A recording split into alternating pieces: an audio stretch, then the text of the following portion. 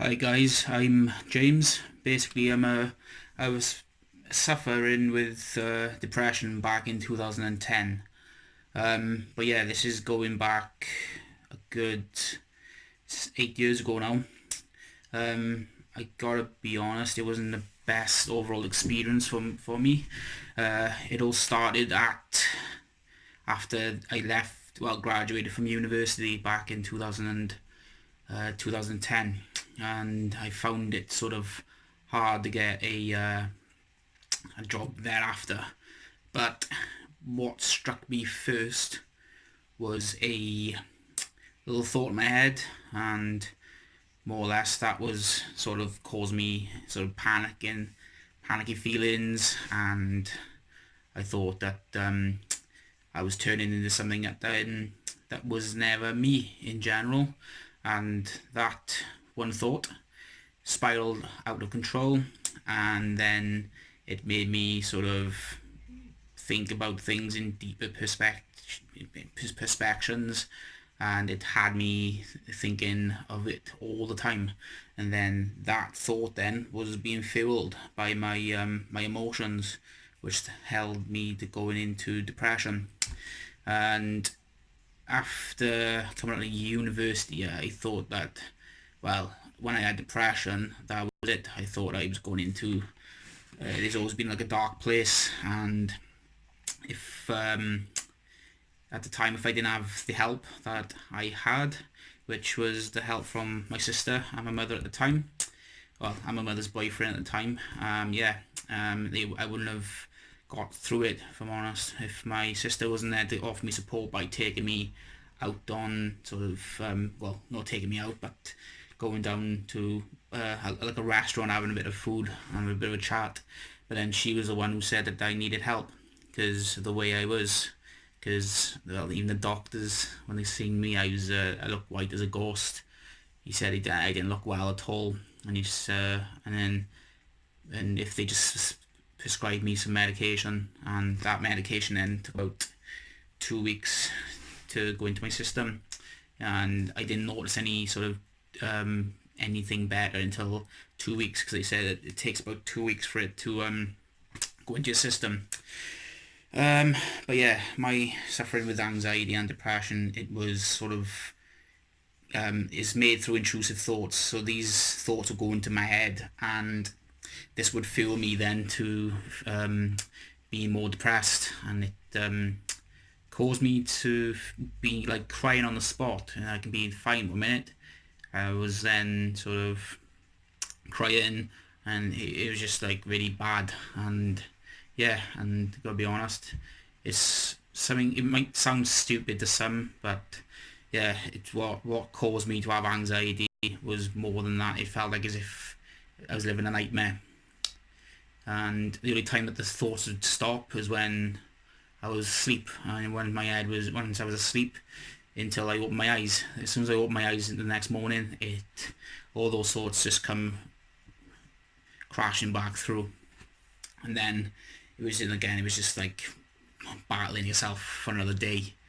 And yeah, I did not leave the house for a good month, which was bad. But even though I worked as well, I did try and not go to work because I couldn't face anyone. I just could not hold a conversation. And my, be honest with you, I understand how mental health works because my dad suffered mental health. He had a nervous breakdown, and yeah, and he got sent to a mental home, which then yeah, but then my biggest fear was not to end up like him. I didn't want to be exactly like him. I don't want to be held to be something that he is. And I'm not saying that in the ways of mental health. It's the fact that it's just the way he was as a person, and I don't see myself being like that, and I don't want to be like that going out. So yeah, so I understand how mental health can affect people, and for me, I'm alright now, but I do still get those days when I'm sort of dark, and I do get depressed. But you do have days, who doesn't? It's the same as when it rains, you're stuck in your house. You don't feel like going out because it's raining. But yeah, and so yeah, that's how I thought of am at the moment. So yeah, so years went by and I seen that my thoughts were getting a little less dormant now, so I got more control over it. The way I dealt with it is when I went to CBT, which is cognitive behavioral therapy, and this is a person named Nikki who sort of taught me how to do this technique. Is that the fact is that there is 99% of our thoughts are negative, and then so that 1% is actually positive.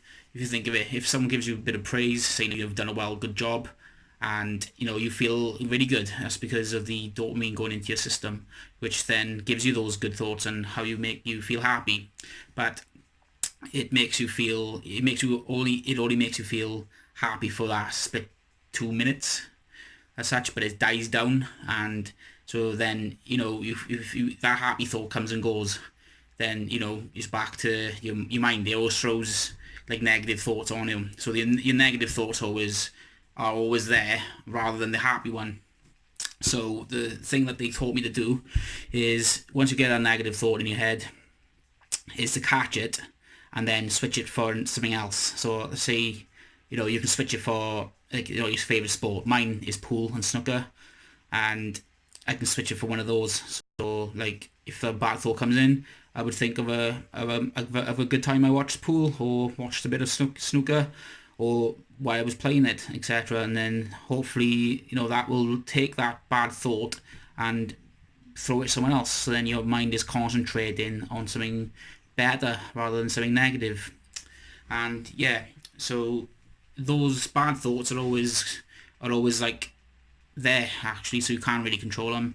Your mind is random as it is, and yeah, it spits out like one of those baseball machines where you're trying to bat your bad thoughts away.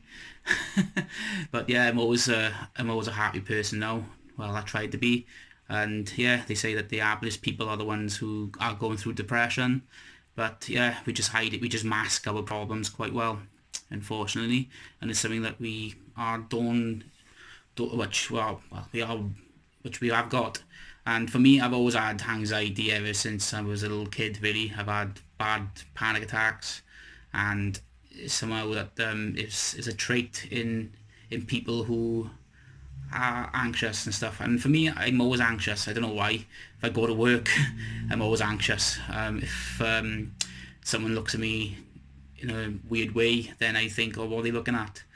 Or if then that would always, and that would be with me then until I forget about it. But that sort of attention is what you give anxiety, and then is what fuels you up to be paranoid, and it fuels you up to be something that is never gonna, well, but that person who's looked at you stupid or weird, they just looking at you, they probably thought that they recognise you, but for you it's different.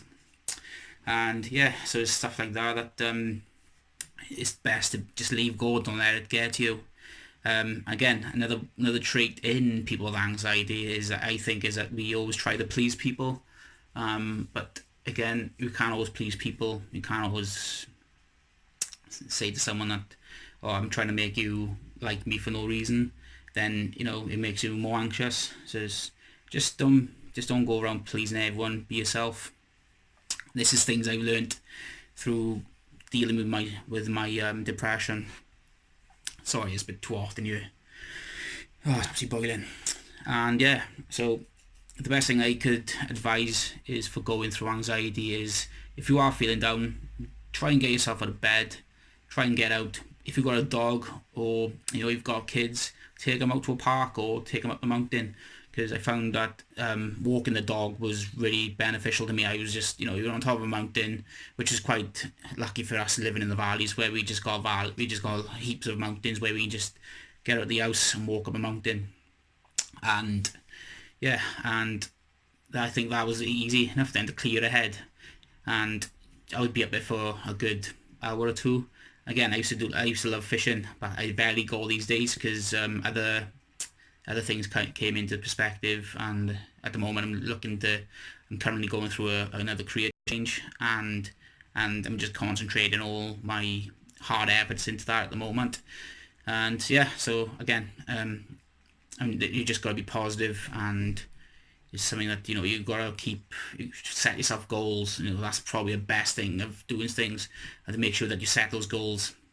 Um, yeah, one of the things you can do is create do like a memo so that you can do it on your phone, so that you can record your memos through the phone and to remind you every day. And I think that's something that I find good as well for my advice.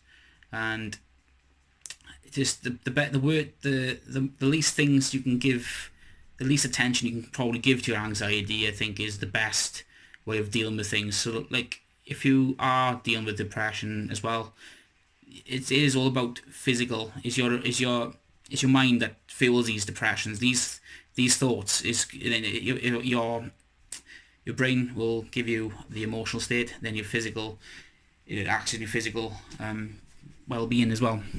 So the less attention you do give your anxiety, your depression, then you will come over it, and it'll be less powered by your thoughts. And I think with that being said, yeah, so I'm always open to talk about anxiety and depression. Always there to help others to understand what they're going through, because I've had talks to loads of people with anxiety, and there's loads of different stories behind it. It's mad. Like, it might be stupid to others, but that person who's going through it is going through a lot, and it's like as if it's a living torment. And it is all that starts. It starts with the little thought in your head, and it gets bigger and bigger and bigger until you sort of take the courage to fight it. And yeah, so again, just by letting go of that thought, or that what's causing you the depression and the anxiety, just let it go. Just let it go. The more, as I said, the point I'm trying to get across is the worse, the most I could give a crap about that anxiety, the less issues I do get. Again, I do still get those those times where I do get anxious, can't put a sentence together, about my less confidence, and again, my performances in like a day-to-day activities and in jobs is not there sometimes, but I do. It's just getting over over that hurdle, innit? It's a hurdle race. You jump one obstacle to get to the end goal, and that's what you got to do. So yeah, again, do try and send an invite to the Let's Talk Men's Health, the private group, and again, the community there is quite really good, and I feel that Mike and Gareth are doing quite well in what they do, being both mental health sufferers. And yeah, so everyone's there to support each other. And don't forget, there is registered nurses who are very trained in mental health, who are there to offer any help and support they can.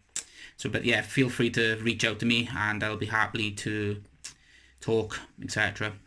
So I guess the best way of dealing with depression and admitting that there is an issue with your mental health is by talking. The first step is talking, and I found that the hardest as well. So don't beat yourself up. We all get there sometimes, and there's no point being ashamed. So yeah, just reach out, and I'll be able to talk. See you soon.